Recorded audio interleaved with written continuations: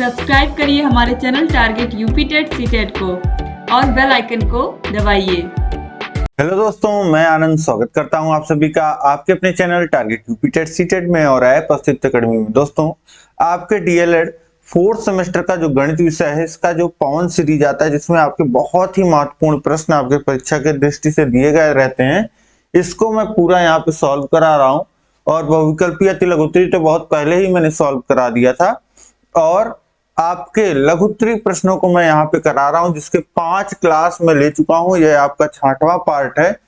5 class में प्रश्न संख्या 70 तक मैंने करा दिया है, और ये आपका 6वां क्लास है, जिसमें हम लोग प्रश्न संख्या 71 से देखने वाले हैं। और इससे पहले की क्लासेस अगर आपने नहीं देखी है, पूरा राजन सीरीज में भी मैं सॉल्व करा चुका हूँ। और इससे पहले जितने भी प्रश्न दिए गए हैं, चाहे वह बहुविकल्पी के हो, अति लघुत्तरी के हो, लघुत्तरी के हो, सभी प्रश्नों को मैंने सॉल्व कराया है। तो इन सभी का क्लासेस जो है आपको मिल जाएगा। नीचे डिस्क्रिप्शन में लिंक दिया गया है, वहां से जाकर के आप सभी क्लासेस को देख सकते हैं। अब चलिए स्टार्ट करेंगे हम आज की क्लास को।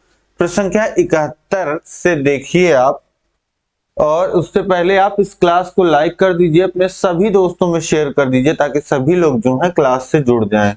देखिए प्रश्न संख्या 71 है, यदि किसी समलंब की समांतर भुजाएं 3 सेंटीमीटर तथा 4 सेंटीमीटर है तथा इसके मध्य की दूरी 3 सेंटीमीटर है, तो समलंब का क्षेत्रफल निकालिए। अब समलंब चतुर्भुज की बात यहाँ पे की जा रही है, तो समलंब चतुर्भुज का जो क्षेत्रफल होता है, क्षेत्रफल हमको निकालना है, ये होता है दोनों भुजाओं की जो लंबाई होती है, जो दोनों समांतर भुजाएं हैं उनकी लंबाई और गुणे उनके बीच की दूरी का आधा, इसलिए 1/2। तो ये होता है समलंब भुजाओं का योग गुणे उनके बीच की दूरी का आधा। तो यही फॉर्मूला होता है। ये फॉर्मूला अप्लाई कर दीजिए। 1/2 समलंब समांतर भुजाएं 3 सेंटीमीटर और 4 सेंटीमीटर है, तो 3 धन 4 हो जाएगा, और गुणे समलंब देखिए मध्य की दूरी 3 सेंटीमीटर है। अब जोड़ लीजिए यहाँ ब्रैकेट में 3 धन 4, ये 7 हो जाएगा, गुणे 3, ये कितना आ जाएगा 7 त्रिक 21/2। 21/2 कितना हो जाएगा 10.5, और सब कुछ सेंटीमीटर में दिया गया, तो सेंटीमीटर स्क्वायर या वर्ग सेंटीमीटर लिख सकते हैं यहाँ पे। तो क्षेत्रफल कितना आ जाएगा 10.5 सेंटीमीटर स्क्वायर। इसके बाद देखिए प्रश्न संख्या 72 है, उस वृत्त की परिधि निकालिए जिसकी त्रिज्या 21 सेंटीमीटर हो। आपको आर दिया गया है वृत्त में 21 सेंटीमीटर, और आपसे पूछ क्या रहा है, परिधि पूछ रहा है। परिधि का फॉर्मूला क्या होता है, परिधि होता है आपका 2πr, इसका फॉर्मूला होता है। तो 2 × 22/7 और गुणे r की वैल्यू कितनी है 21। तो देखिए 7 त्रिक 21 3 बार में कट जाएगा, और ये गुणा कर लीजिए, 2 × 22 44 हो जाएगा, और गुणे 3 3 चौक 12 हासिल लगा 1, और 3 चौक 12 1 13, 132 सेंटीमीटर ये आ जाएगा परिधि। परिधि की जो लंबाई आ जाएगी वो कितनी आ जाएगी 132 सेंटीमीटर। इसके बाद देखिए प्रश्न संख्या 73 है, यदि किसी वृत्त की परिधि 15.7 सेंटीमीटर है, तो उसका व्यास ज्ञात कीजिए। वृत्त का परिधि दिया गया है आपको, और आपसे क्या पूछ रहा है, आपसे पूछ रहा है व्यास। तो वृत्त का परिधि होता है 2πr, और व्यास कितना होता है, व्यास होता है 2r।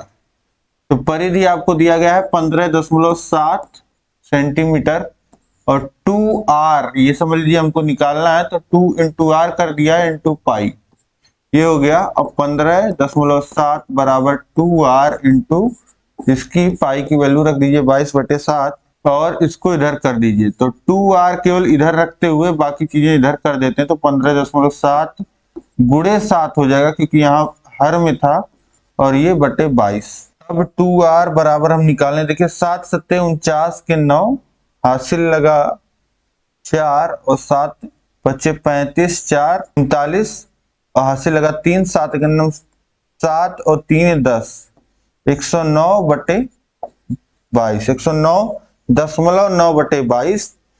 तो अगर हम लोग चाहें तो इसको अप्रोक्स कितना लिख सकते हैं, देखिए 110 के लगभग है ये, और 22 से काटेंगे तो 5 बार में कट जाएगा। तो 2r का मान कितना आ गया 5, यानी कि व्यास का मान कितना आ गया, यहां से व्यास का मान आ गया 5 सेंटीमीटर। ये कह सकते हैं अप्रॉक्स कितना होगा, 5 सेंटीमीटर व्यास का मान होगा। इसके बाद देखिए प्रश्न संख्या 74 है, वृत्त की परिधि तथा व्यास में संबंध को समझाइए। तो वृत्त की जो परिधि होती है उसका फॉर्मूला क्या होता है, उसका फॉर्मूला होता है 2 पाई आर, और इसी को लिख सकते हैं परिधि बराबर 2r इंटू पाई, जैसा हमने पिछले प्रश्न में लिखा था। तो यहाँ पे लिख सकते हैं जो परिधि बराबर होगा यह हो जाएगा परिधि बराबर 2r। 2r किसके बराबर होता है, व्यास के बराबर होता है, इंटू पाई। तो परिधि और व्यास में क्या संबंध होता है, ये आप लिख सकते हैं परिधि बराबर व्यास गुणे पाई, या परिधि बटे व्यास लिख सकते हैं, पाई के बराबर होता है। यानी कि परिधि और व्यास का जो अनुपात होता है एक कांस्टेंट होता है, ये आप यहां से बता सकते हैं। ठीक, तो इस तरीके से ये आपका उत्तर हो जाएगा, इतना ही लिखना रहेगा आपको। इसके बाद देखिए अगला प्रश्न है, प्रश्न संख्या 75, एक वृत्त की त्रिज्या 14 सेंटीमीटर, उसका क्षेत्रफल ज्ञात कीजिए। वृत्त की त्रिज्या है 14 सेंटीमीटर, उसका क्षेत्रफल एरिया आपको निकालना है। एरिया होता है पाई आर स्क्वायर, पाई की वैल्यू 22/7, आर 14 का स्क्वायर यानी कि 14 गुणे 14, और 7 दूनी 14 और 2 का गुणा 22 में तो 44, और 44 गुणे 14। अब देखिए 14 चौक 56 के 6 हासिल लगा 5, और 14 चौक 56 और 5 कितना हो जाएगा 61, 616 सेंटीमीटर स्क्वायर ये आपका उत्तर हो जाएगा, या वर्ग सेंटीमीटर इसको लिख सकते हैं। एरिया कितना आ गया 616 वर्ग सेंटीमीटर। इसके बाद देखिए प्रश्न संख्या 76 है, यदि किसी घास के मैदान में बंधी एक बकरी 10.5 मीटर दूरी तक चर सकती है, तो आप ज्ञात कीजिए कि वह कितने क्षेत्रफल में चर सकती है।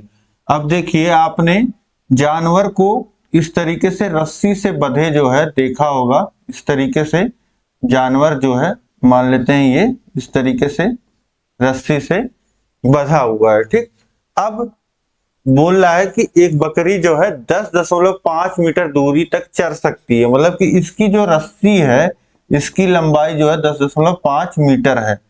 तो आप सोचिए कि जहां ये बंधी हुई है वो यहां भी चर लेगी, यहां भी चर लेगी, मतलब अगर मैक्सिमम दूरी देखा जाए तो 10.5 मीटर तक चर लेगी। तो ये पूरा जितना ये सर्कल का एरिया होगा ये इतना एरिया ये चर लेगी। ठीक, तो इस तरीके से आप समझ गए कि आपको क्या निकालना है, आपको यहाँ पे वृत्त का क्षेत्रफल निकालना है। तो आप ज्ञात कीजिए कि वह कितना क्षेत्रफल चर सकती है। तो आप यहाँ पे एक लाइन लिख भी सकते हैं कि बकरी जो है वह 10.5 मीटर के त्रिज्या वाले वृत्त में के मैदान को पूरा चर सकती है। तो यहाँ पे आपका त्रिज्या कितना हो गया 10.5 मीटर, या इसी को लिख दीजिए 21/2 मीटर। ठीक, अब इसका क्षेत्रफल आपको निकालना है, कितना एरिया वह चर सकती है। तो ए हो जाएगा पाई आर स्क्वायर क्षेत्रफल होता है, पाई की वैल्यू 22/7, आर की वैल्यू है देखिए 21/2, तो 21/2 का स्क्वायर यानी 21/2 का 2 बार गुणा, 7 से काटिए 21 को 3 बार में कट जाएगा, और 2 से काटिए 22 को 11 बार में कट गया, 11 का गुणा 3 में कर दीजिए 33, और गुणे 21। अब 21 तिया 63 के 3 हासिल लगा 6, 63 और 6 ये हो जाएगा 69। अब यहाँ बटे 2 बचा हुआ है, ये देखिए 21/2 और बटे 2। ठीक, अब 2 से भाग कर दीजिए तो 3, 4 और ये 6.5, 346.5 और मीटर स्क्वायर या वर्ग मीटर यहाँ पे लिख सकते हैं। इतना आपका उत्तर हो जाएगा।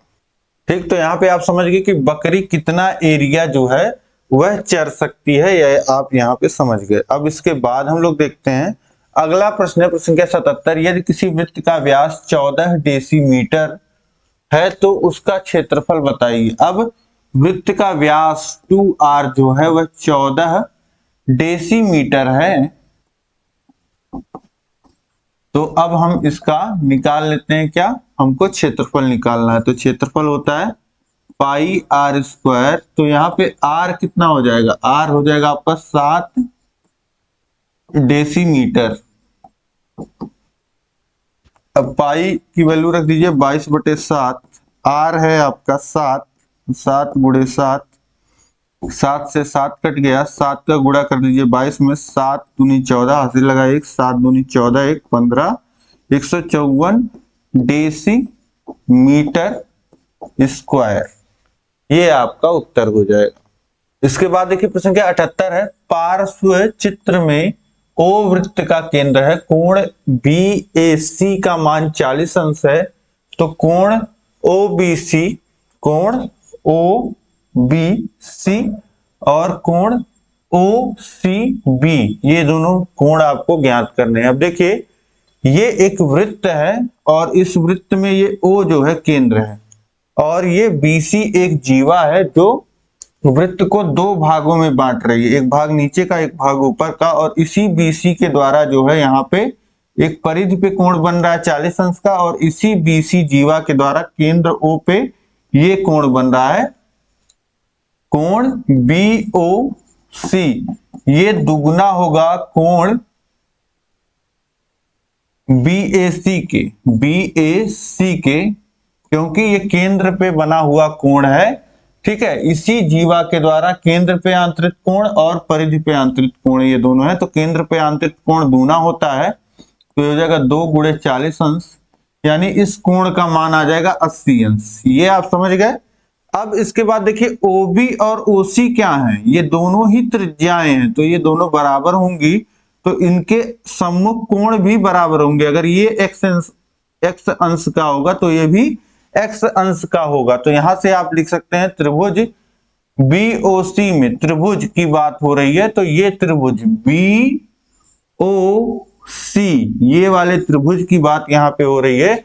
इस त्रिभुज में आप लिख सकते हैं कि तीनों अंतः कोणों का योग कितना होगा, 180 अंश होगा, यानी कि एक कोण 80 अंश पता है, दूसरा x अंश है, तीसरा भी x अंश है, और तीनों का योग 180 अंश होगा, यानी कि 2x बराबर 80 उधर भेज दीजिए, 180 में से घट जाएगा -80 हो जाएगा, x बराबर हो जाएगा 100/2, यानी x का मान कितना आ गया 50 अंश, यानी कि ये दोनों कोण OBC और OCB, ये दोनों कोण कितने होंगे 50-50 अंश के होंगे। x का मान कितना आ गया यहाँ पे 50 अंश, ठीक। तो इस तरीके से इसको आप आसानी से निकाल सकते हैं। इसके बाद देखिए क्वेश्चन नंबर 79 है, 3 मीटर व्यास का 14 मीटर गहरा कुआं 30 रुपए प्रति घन मीटर की दर से खोदने में कितना रुपए खर्च होगा। तो 3 मीटर व्यास का 14 मीटर गहरा कुआं, यानी कि इसके जो आधार का व्यास है 2r वह 3 मीटर है, यानी कि यहां से लिख सकते हैं r बराबर 3/2 है, 3/2 मीटर, और गहरा कितनी गहराई है h बराबर 14 मीटर, ठीक है। ये आपका कितना है 14 मीटर, देखिए दिया भी गया है 14 मीटर। अब 30 रुपए प्रति घन मीटर की दर से खोदने में कितना खर्च आएगा। अब देखिए प्रति घन मीटर हमारा 30 रुपए खर्च होगा, यह हमको पता है। अब कितना घन मीटर इसका आयतन है ये आप निकाल लीजिए, यही इतना तो खोदना पड़ेगा।